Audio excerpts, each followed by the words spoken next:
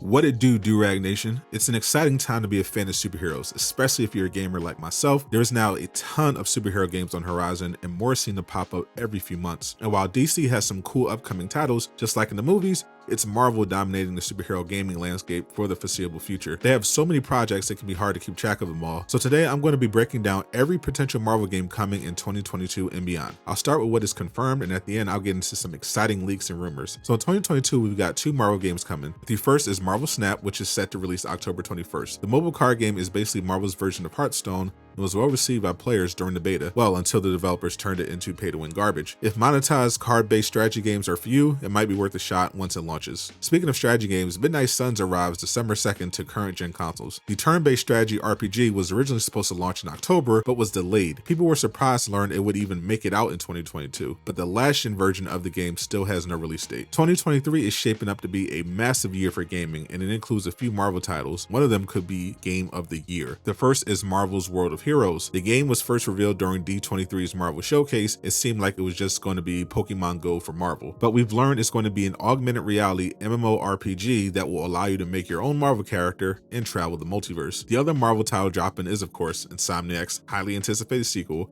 Marvel Spider-Man 2. The game blew everyone away at last year's PlayStation Showcase when it was revealed you would not only be able to play as both Spider-Man and Miles Morales, but Insomniac is also introducing Venom as one of the main villains. Beyond 2023 is another game from Insomniac that people can't stop talking about, Marvel's Wolverine. We don't have a lot of info about the game yet, but so far we know it will be rated M for mature, so fans of Wolverine will get to enjoy his brutal combat without worrying about it being censored. The next game caught people off guard at the D23 Showcase when we found out the rumored Fantastic Four game from Skydance New Media was actually going to be a story-driven Black Panther and Captain America game set during World War II. The pair of heroes will team up to battle Hydra with the help of a member of the Dora Milaje and the Howling Commandos. The next games both will be coming from EA. The huge publisher recently confirmed that the leaked single-player Iron Man game was real and would be developed by Motive, a studio known for their work on Star Wars Battlefront 2. While EA hasn't officially confirmed the next one, the same source who leaked the Iron Man game says EA is also developing a single-player open-world Black Panther game. Fans were a bit concerned when it was reported you might be starting over as a new Black Panther after the death of the previous one instead of playing T'Challa, but we'll learn more once EA is ready for an official announcement. The final Marvel games could be game changers based purely on who was supposed to be behind them. For the past few months, there have been reports from insiders that Marvel has also made a deal with Ubisoft,